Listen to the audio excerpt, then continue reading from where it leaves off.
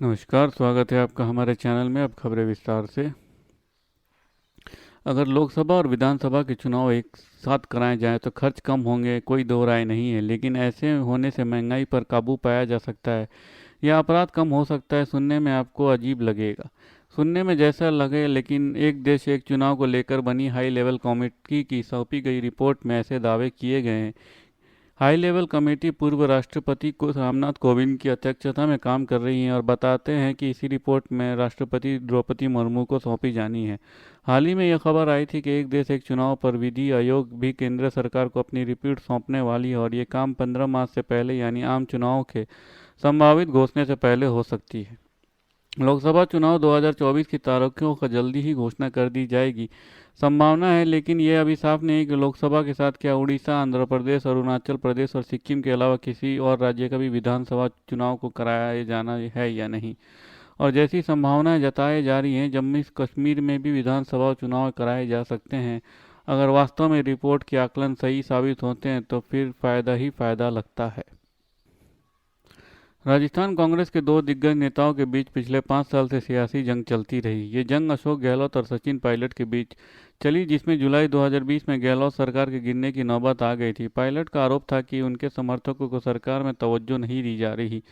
जिन नेताओं ने विधानसभा चुनाव में ही जी जान से मेहनत की है, उनकी अनदेखी की जा रही है। अब लोकसभा चुनाव में कांग्रेस हाईकमान ने सचिन पायलट समर्थकों को खास तवज्जो दी है। ऐसा इसके लिए कहा जा रहा है क्योंकि पार्टी ने पहले ही लिस्ट में 4 ऐसे नेताओं को टिकट दिए हैं जो पायलट के कट्टर समर्थक माने जाते हैं। ऐसे में ये सवाल भी उठने लगे हैं कि क्या अब राजस्थान में अशोक गहलोत की बजाय सचिन पायलट को पार्टी ज़्यादा तवज्जो दे रही है।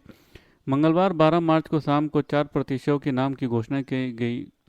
झुंझुनू से कई बार विधायक रह चुके सीनियर नेता ब्रिजेंद्र ओला सचिन पायलट के कट्टर समर्थक हैं। जुलाई 2020 में पायलट और उनके समर्थकों ने अशोक गहलोत के खिलाफ बगावत की थी। तब ओला पायलट के खेमे में डटे रहे थे। करीब एक महीने तक गहलोत सरकार संकट में रही।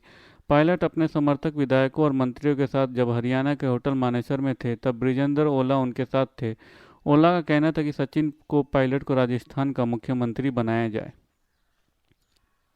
यूपी के बांदा जेल में बंद माफिया डॉन मुख्तार अंसारी की मुश्किलें बढ़ते जा रही हैं। आज सजा सुनाते ही मुख्तार अंसारी परेशान हो गए। उसने कोर्ट से बोला कि हुजूर मैं बेकसूर हूँ। इसके बाद मुंह पर हाथ रखकर सिर झुकाकर बैठ गया। इसके बाद जेल प्रशासन ने मुख्तार को उसकी तरह ही बैरक में भेज दिया। सजा का ऐलान होने के बाद जेल में सुरक्षा बढ़ा दी गई है। आपको ये भी बता दें कि मुख्तार को 36 साल पुराने फर्जी लाइसेंस मामले में कोर्ट ने उम्र कैद की सजा सुनाई है। इसके साथ ही उस पर 2 लाख रुपए का जुर्माना भी लगाया है। आपको बता दें कि वाराणसी की एमपी एमएलए कोर्ट ने 36 साल पुराने एक मामले में मुख्तार अंसारी को उम्र कैद की सजा सुनाई है। लेकिन जेल से पृष्ठ सूत्रों के मुताबिक सजा सुनाते ही मुख्तार अंसारी कोर्ट के सामने बेचैन हो उठा। उसने कोर्ट से गुहार लगाई कि हुजूर मैं निर्दोष हूँ, मुझे सब साजिशन फंसाया जा रहा है। इसके बाद मुख्तार अपने हाथों से मुंह पकड़कर नीचे बैठ गया। इसके बाद जेल प्रशासन ने सीधे उसको उसके बैरक में भेज दिया। वीडियो कॉन्फ्रेंसिंग के जरिए मुख्तार अंसारी को बांदा जेल से जोड़ा गया था। इन दो दिनों मुख्तार अंसारी जेल में परेशान है। कई दिनों से उसने अपने मिलने भी नहीं गए हैं। जेल की तन्हाई बैरक में उसके रहन सहन भी बदल गया है। अब कब जागता है, कब खाता है, कब सोता है, ये किसी को नहीं पता। पेशी के दौरान मुख्तार की सुरक्षा के लिए जेल अधीक्षक, 3 डिप्टी जेलर और 3 से ज़्यादा बॉडी कैम से लैस सुरक्षाकर्मी तैनात किए गए थे। जेल अधीक्षक वीरस राज शर्मा ने बताया कि मुख्तार अंसारी की सुरक्षा व्यवस्था एकदम चुस्त दुरुस्त है। बॉडी कैम से लैस जवान उसकी सुरक्षा में तैनात रहते हैं और हर आने जाने वाले व्यक्ति की सीसीटीवी फुटेज के जरिए लगातार निगरानी की जाती है। जेल में पीएसी, सिविल पुलिस और जेल पुलिस को मिलकर कुल 150 से ज़्यादा जवान सुरक्षा में तैनात रहते हैं। विधानसभा चुनाव में पूर्व मुख्यमंत्री कमलनाथ के सामने ताल ठोकने वाले विवेक कुमार बंटी साहू को एक बार फिर भारतीय जनता पार्टी ने लोकसभा टिकट देकर नकुल नाथ के सामने मैदान में उतार दिया है। बंटू साहू ने विधानसभा चुनाव में पूर्व मुख्यमंत्री कमलनाथ को कड़ी टक्कर दी थी। पूर्व मुख्यमंत्री कमलनाथ महज 34,000 वोट से ही बंटी साहू से जीत पाए थे। भारतीय जनता पार्टी ने अपनी सूची में छिंदवाड़ा से विवेक कुमार बंटी साहू को टिकट देकर नकुल नाथ की मुश्किलें बढ़ा दी हैं। बंटी साहू लगातार पूर्व मुख्यमंत्री कमलनाथ को विधानसभा चुनाव में टक्कर देते आए हैं। इस बार भी विधानसभा चुनाव में बंटी साहू और पूर्व मुख्यमंत्री कमलनाथ के बीच तगड़ी टक्कर देखने को मिली। जहां मध्य प्रदेश में कई बीजेपी के विधायक 1 लाख वोटों से जीतकर दर्ज कराते हुए नजर आए, वहीं पूर्व मुख्यमंत्री कमलनाथ केवल 34,596 वोट से ही जीत दर्ज कर पाए थे।